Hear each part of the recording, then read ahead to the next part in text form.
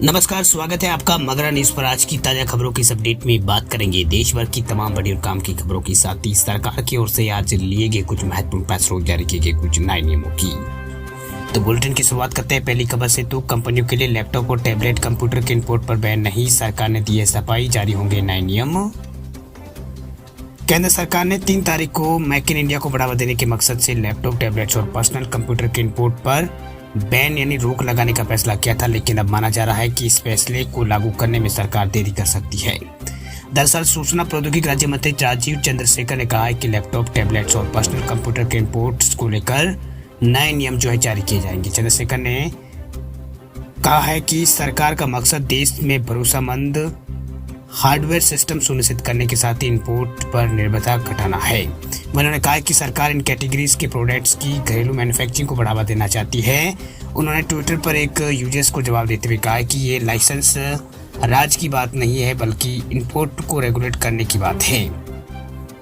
वह सरकार इंपोर्ट करने की खातिर आवेदन करने के लिए कंपनियों को कुछ समय और दे सकती है। नोटिफिकेशन जारी होने के अगले ही दिन सरकार के एक वरिष्ठ अधिकारी ने कहा है कि इंपोर्ट पर कोई बैन नहीं लगाया गया है। कंपनियां और ट्रेड्स लैपटॉप, टैबलेट और आईटी हार्डवेयर इंपोर्ट जो है वो कर सकती है।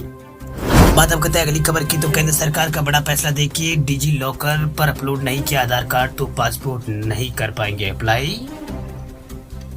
केंद्र सरकार की ओर से पासपोर्ट आवेदकों के लिए जो पासपोर्ट जो बनाते हैं उनके लिए एक नया नियम बनाया गया। जैसे सरकार ने आज से पासपोर्ट आवेदन करने वालों के लिए डिजी लॉकर प्रोसेस को अनिवार्य कर दिया है। बता दें आपको कि इससे पहले चेन्नई के क्षेत्रीय पासपोर्ट ऑफिस ने एक आधिकारिक नोटिस जारी किया था। इस नोटिस में कहा गया था कि www.passportindia.gov.in पर एप्लीकेशन सबमिट करने से पहले आवेदकों को डिजी लॉकर पर डॉक्यूमेंट्स जो अपलोड करने होंगे।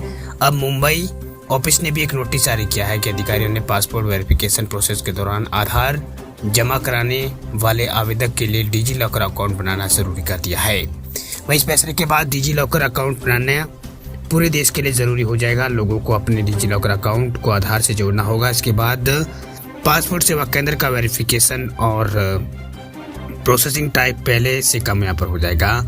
वही इसका जो टाइम जो है पहले से कम हो जाएगा। वही आज से जब आवेदक अपने एड्रेस के तौर पर आधार को सबमिट करेंगे तो उन्हें ऑनलाइन एप्लीकेशन में डिजी लॉकर जो है उसे सिलेक्ट करना होगा। चलिए बात करते हैं अगली खबर की। तो इनकम टैक्स भरने वाले लोगों को सरकार ने दिया है तोहफा। 31 दिसंबर तक आईटीआर भरने पर नहीं लगेगी पेनल्टी। इनकम टैक्स रिटर्न यानी आईटीआर फाइल करने वालों के लिए बड़ी खुशखबरी है। जैसा कि हम सभी जानते हैं कि सरकार की तरफ से आईटीआर फाइल करने की अंतिम तारीख 31 जुलाई थी।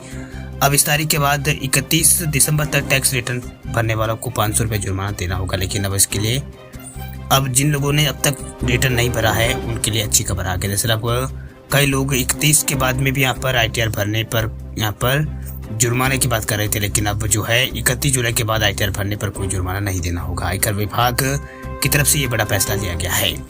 आपको बता दें कि कई राज्यों के अंदर बाढ़ आने की वजह से लोगों को अपना रिटर्न फाइल लोग नहीं कर पाए थे और बार बार तारीख के बढ़ाने की गुंजाइश के बाद भी सरकार की तरफ से तारीख नहीं बढ़ाई गई थी। फिलहाल इस बीच इनकम टैक्स विभाग ने बताया कि आईटीआर फाइल करने पर आपको कोई भी जुर्माना नहीं देना होगा।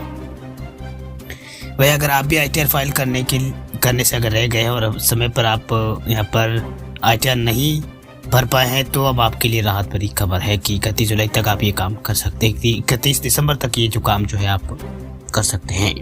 बात करते हैं अगली खबर की। तो आई फ्लू को लेकर बड़ी खबर देखिए। उत्तराखंड में आई फ्लू के बढ़ते मामलों को देखकर अलर्ट हुई है सरकार, जारी की है गाइडलाइन। दिल्ली समेत देश के तमाम इलाकों में जो आई फ्लू जो है उसके मामले तेजी से बढ़ रहे हैं। वह उत्तराखंड में भी आई फ्लू के मरीजों की संख्या में तेजी हो गई है। वही राज्य के सभी जिला अस्पतालों और सामुदायिक स्वास्थ्य केंद्रों के साथ साथ प्राइवेट अस्पतालों में भी रोजाना आई फ्लू के मरीज जो है पहुंच रहे। इसी को देखकर राज्य सरकार भी अलर्ट मोड पर आ गई। इसको लेकर स्वास्थ्य विभाग की ओर से गाइडलाइन जारी की गई है। वही स्वास्थ्य अधिकारी जो है सचिव उनकी तरफ से सभी मुख्य चिकित्सा अधिकारियों को यहाँ पर निर्देश दिया गया है कि इन निर्देशों में कहा गया कि मौजूदा समय में आई फ्लू तेजी से फैल रहा है। ये एलर्जी, बैक्टीरिया और वायरल संक्रमण के कारण हो सकता है। वही कंजक्टिविटिस किसी संक्रमण व्यक्ति की आंखों के तरल पदार्थ के संपर्क में आने से फैलता है। ये समस्या संक्रमक जो है वो होती है। ऐसे में अपने जिले में आई फ्लू की रोकथाम और नियंत्रण के लिए चिकित्सा स्तर पर सभी जरूरी औषधियों की उपलब्धता और अन्य तैयारी सुनिश्चित यहाँ पर रखने की बात कही गई है। तो आई फ्लू के लक्षण आपको बता देते हैं कि आई फ्लू कैसे यहाँ पर इसके पहचाने कि आपको आई फ्लू है। तो बता दें आपके आँखों में लाली आ जाना और लगातार खुजली जो जलन होना, वही धुंधला अगर आपको दिखता है तो आप समझ लेना कि आपको आई फ्लू हुआ है। इसके अलावा लाइट को लेकर संवेदनशीलता आपको दिखती है, वही सूजी हुई पलकें और पलकों में पपड़ीदार यहाँ पर ये होती है, और नज़र से संबंधित समस्या भी इसमें यहाँ पर हो सकती है। बात अब करते हैं अगली खबर की। तो महाराष्ट्र के लोगों के लिए कुछ खबरें देखिए। 15 अगस्त से सभी सरकारी अस्पतालों में फ्री करवा सकेंगे इलाज।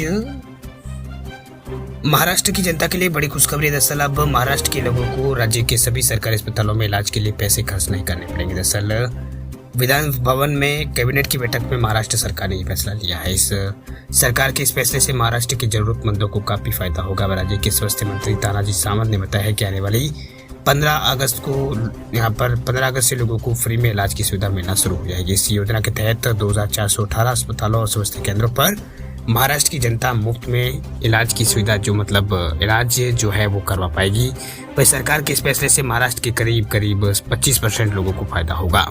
वही सरकार की तरफ से यह फैसला संविधान के अनुच्छेद 21 के तहत लिया गया है, जो सभी नागरिकों के स्वास्थ्य को यहाँ पर स्वस्थ जीवन जीने का अधिकार देता है।